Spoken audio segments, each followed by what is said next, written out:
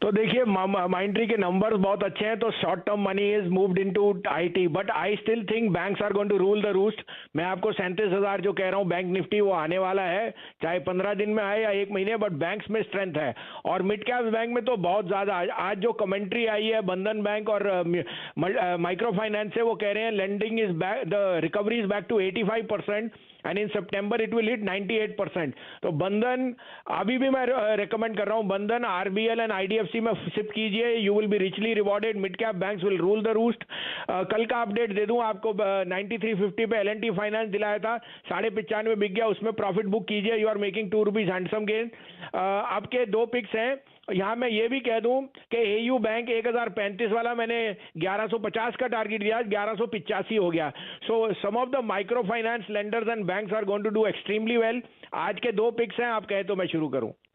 जी भसीन साहब फरमाइए। तो पहला होएगा ICICI Lombard. Insurance is a mainstay और insurance is going to gather stream. ICICI Lombard after hitting 1650 has corrected to 1540, 1540 में लीजिए, 1510-12 का स्टॉप लॉस है। This is going back to 1600, 1595 to 1600। Other buy would be my favourite PSU, bank of Baroda.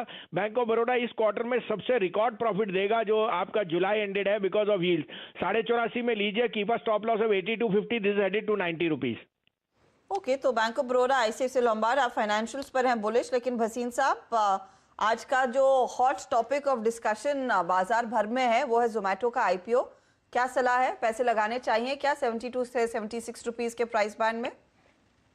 देखिए हर्षिता, जो trend है वो ये बता रहा है the trend is your friend. It's everyone is pricing that's price to perfection, but this stock will make money over the next 2 years. So if you have a 2-year window, then this is headed to give you a huge return because this business is a no brainer. However, जैसे मैंने आपको कहा, इसकी valuation का कोई metric पहले नहीं है, तो हमारी टिप्पणी करना मुश्किल है, but I think you must have this in your portfolio in small quantities. चलिए, इस बहुत ही सधी हुई राय पर भसीन साहब को फिलहाल राय लेते हुए दिखते हैं और मिड कैप आईटी पर। भसीन साहब, कोई खास कारण कि आप मिड कैप आईटी में इतना जबरदस्त मोमेंटम देख रहे हैं? नहीं, मिड कैप आईटी तो is ruling the rules. Coforge, माइंट्री, ये हमने तो बहुत नीचे से गए। अभी भी मैं सोचता हूँ leave mid cap, go into HCL Tech and Tech Mahindra, they will give you a run, but again I am biased towards the PSU, the banking stocks. अब मुझे अगर बैंक ऑफ बड़ौदा 140 दिखता है तो मैं तो वहां ध्यान दूंगा, या आरबीएल मुझे 450 दिखता है, 350 दिखता है, और तो मुझे मिड कैप बैंक्स में बहुत ज्यादा बुलिश हूं और यही core. But I like I said, mid cap IT has been a very big outperformer. However, most of the valuations are in capturing the gains. The real gains will come in mid cap banks now.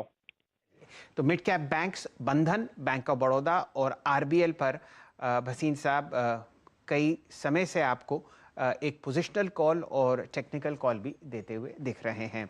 फिलहाल 9:50 हो चुके हैं। उन counters पर ध्यान देते हैं जहां आपको अब बहुत वॉल्यूम बिल्डअप आता हुआ दिख रहा है। डायरेक्टर साहब, हमारे साथ रचना जी जुड़ी हुई हो तो उनको ज़रा प्रस्तुत कीजिए इंडिया बुल्स हाउसिंग का chart.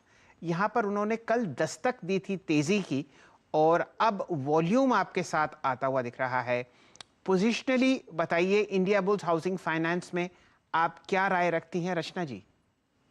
Positionally I will say कि वो माइनर कंसोलिडेशन भले भी कर रहा है, लेकिन जब तक वो 270